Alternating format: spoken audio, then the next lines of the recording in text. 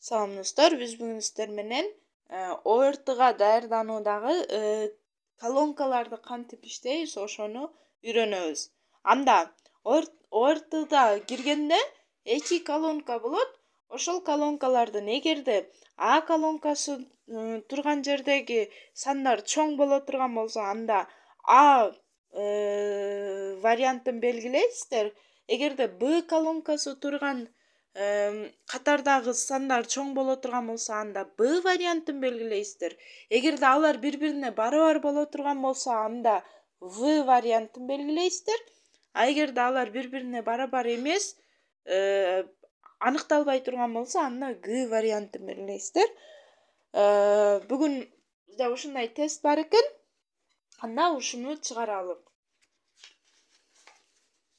Биринчи эле сурообуз бизде ош сөзүндөгү үндүү тамгалар үнсүз тамгаларга караганда П пайызга көп деген суроо экен. П саны көппү же 50 деген сан көппү деген суроо экен. Карабызды бар. Анда ош сөзүндөгү үндүү тамгалар О тамгасы, ал эми үнсүз тамгалар Ш тамгасы. 2 тамга бар болгону 2ден бири үндүү, 2ден бири үнсүз. Эгерде биз муну пайыз түрүндө жазып ала турган болсок, анда биз муну ондук бөлчөк түрүндө жазып, аны 100гө көбөйтүп алышыбыз керек. Анда бул жерде 50 болот, бул жерде дагы 50 болот. Бирок шашпаңыздар. Бул жерде үндүү тамгалардын пайызы П деп турган жери жок да, П пайызга көп деп турат. Атайын ушундай адаштырыш үчүн ушундай суроолорду берилет. Демек, үндүү тамгалар бул 50,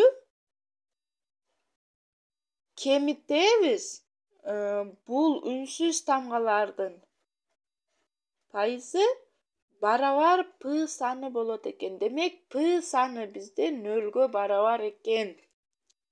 П бизде 50 эмес, П бизде 0гө барабар. Анда белгилей турган болсок, эми биз П'ны таптык, 50-нү таптык. Салыштырып алсак болот. 50 чоңбу же 0 чоңбу? Албетте 50 деген сан чоң. Демек, биз варианттарда белгилей турган болсок, ушундай суроо келген болсо, анда биз Б вариантын белгилейт элек. Эми экинчи сурообуз биздин минус 2 жана минус 2. Бул 2 санды бири-бирине салыштырышыбыз керек экен. Эгерде минустарын алып сала турган болсок, анда кичинекей сан чоң болуп калат, тескери реакция сыяктуу. Анда минустарын алып салыштыра турган болсок, мынакей.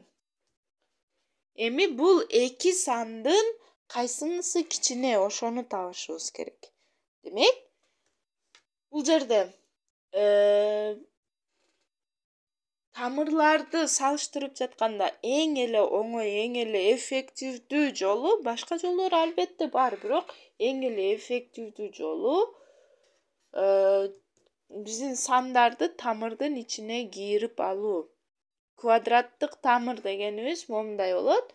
Ал эми квадраттык тамырдын ичине бул санды кийиргенде, бул сандын өзүн жазабыз, бул 2-ни, анан тамырдын даражасы, эгерде даражасы жок болсо, анда 2ге барабар болот тамырда. 2-нин квадраты болот экен. Анда бул жерде тамыр алдында 2 эч кандай өзгөртүү жасаган жокпуз. А муну өзгөртүп тамырга кийирип алсак, 2-нин квадраты бизде 2 көбөйтүү 2, башкача айтканда 4 деген сөз. Эми эгерде 2 тамырдын салыштыра турган болсок, анда биз тамыры жок гана жазып алып, кайсынысы чоң, ошонусун салыштырып койсок болот. Демек, тамырдын ичиндеги сандардын кайсынысы чоң болсо, тамырдан чыккандан кийин да ошонусу чоң болот экен. Бул жерде бизде эми тамыры жок карай турган болсок, 2 чоңбу, 4 чоңбу деген суроо болуп калат да. Албетте бизде 4 чоң. Демек, бул сан чоң экен. Демек, кайра эле биздин Ой, биз минустарды алып коюп атык беле. Ошондуктан биз кичинекейин издеп аткан болчук. Бул чоң, бул чоң, бул чоң. А минуска келгенде тескери эффект болот. Минус болгондо тескери болуп калат, демек бул чоң. Ой. Короче. Бул сан чоң. 4 чоң. Бул чоң, бул чоң. Анын минуска келгенде тескери эффект болду. Бул сан чоң болду. Эми кийинки мисалыбыз болсо бизде, эгерде ушундай суроо келе турган болсо, биз А вариантын белгилемекпиз. Тесттеги жооптордун катарынан аны таап, аны белгилемекпиз. Эми кийинки суроо бизде 1/2 көбөйтүү модулдун ичинде 5 экен. Минус 5 экен. Ушул сан чоңбу же 10 чоңбу деген суроо экен да бизде кийинки сурообуз. Эми чыгарып ала турган болсок, модулдан чыккан сан дайыма позитив чыгат, дайыма оң сан болуп чыгат, минус болсо дагы, плюс болсо дагы 1/2 жана 10. Муну көбөйтө турган болсок, бул саныбыз деген 5ти 2ге бөл деген сан да. Ал эми 10 деген саныбыз 10. 5ти 2ге бөлүп койгонубуз чоңбу же 10? 10 болду. 5 сомду 2 дос бөлүп жеген жакшыбы же 10дун баарын жеген жакшыбы дегендей сөз да. Ошондуктан бизде 10 чоң экен. Демек 10 чоң деп белгилеп алабыз. Эгерде ушундай суроо келе турган болсо, анда биз Б вариантын белгилемекпиз.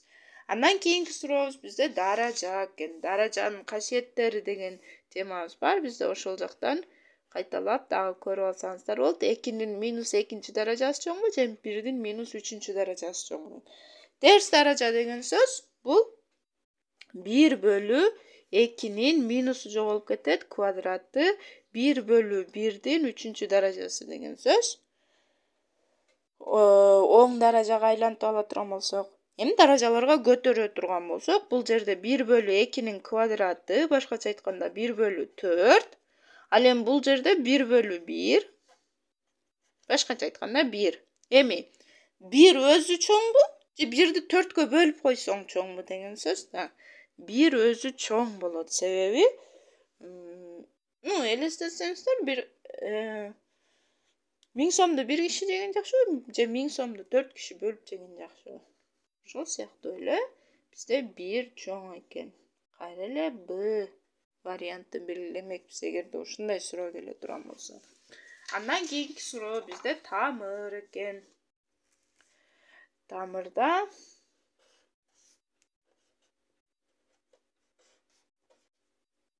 ушул сан чоңбу же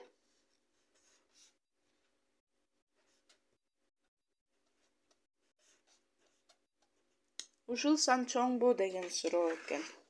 Так, көргөзүп коеюн.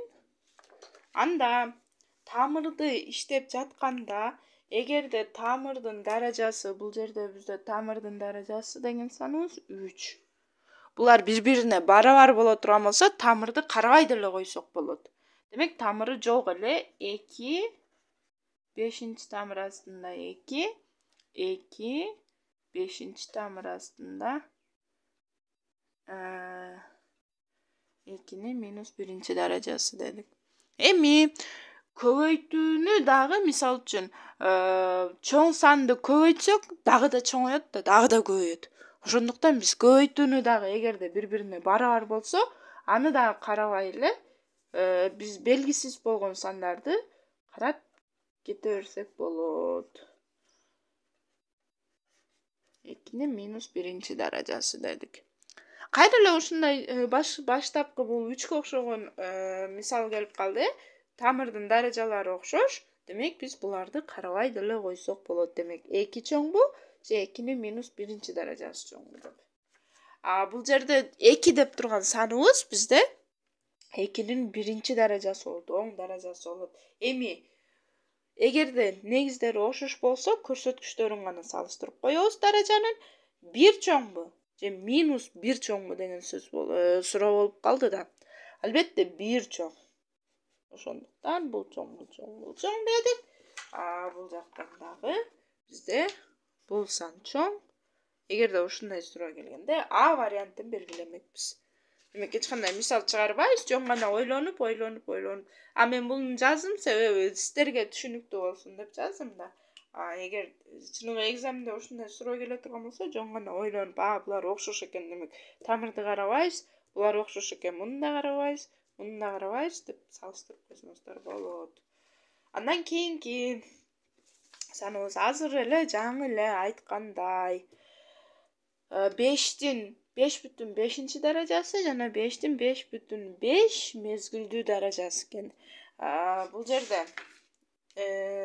могул үстүндөгү сызыкча момундай маанини билдирет да, 5,5 болуп уланып кете берет деген сөз. Дагы чексиз ушунча болуп кете берет деген сөз. Ал эми бул жерде андай сызыкча жок экен, демек 5,5 эле экен. Эми бул жерде могул бештер бири-бирине барабар болгондуктан биз даражаларын гана салыштырып коебуз.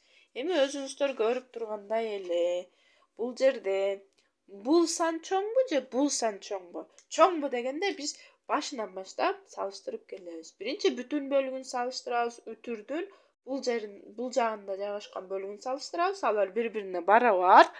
Андан кийинки сандарды бирден салыштырып кете беребиз. Демек, бул жерде сан жок, демек бул жакта чексиз нөлдөр бар.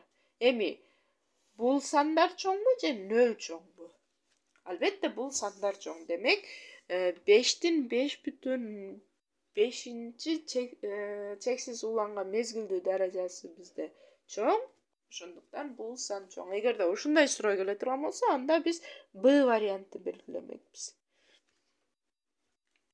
Андан кийинки саныбыз бизде тамыр алдында 18. Тамыр алдында, тамыры жок эле 4,5 деген суроо экен. Эми жаңы айткандай, тамырларды көргөнүңүздөрдө эле сразу тамырды кийиребиз. Тамырды кийирүү үчүн 4,5ти квадратка көтөрүп жазабыз. 4,5ти квадратка көтөрүү деген сөз 4,5ти 4,5ке көбөйтөбүз деген сөз. Көбөйтө турган болсок 25, 22, 20, 16, 18, Туралабы? 5, 2, 12. 20,25 деген сан чыгат экен. Демек, бул жерде 18, бул жерде 20,25 деген сан экен. Эми жаңы эле айтылгандай, тамыр болгон учурда, эгерде тамырдын даражалары барабар боло турган болсо, бул жерде эгерде 2 анан 3 боло турган болсо, анда биз башка методдорду колдонмокпуз. Бул жерде тамырлар бири-бирине окшош, ошондуктан биз тамырды карабай эле ичиндеги сандарды салыштырып коебуз. Эми 20 чоңбу, 18 чоңбу? Албетте 20 чоң. Демек, бул жерден 4,5 саны бизде чоң болот. Эгерде ушундай суроо келгенде биз Б вариантын белгилемекпиз. Мынакей, бүгүн биз колонкаларды кантип иштөөнү үйрөндүк. Бул жерде В жана Г варианттары жок экен. Кийинки сабактарда В жана Г варианттарынан дагы таап боло тургандайларынан кантип иштөө керек экендигин үйрөтөм. Кийинки сабактарда көрүшкөнгө чейин саламатта калыңыздар.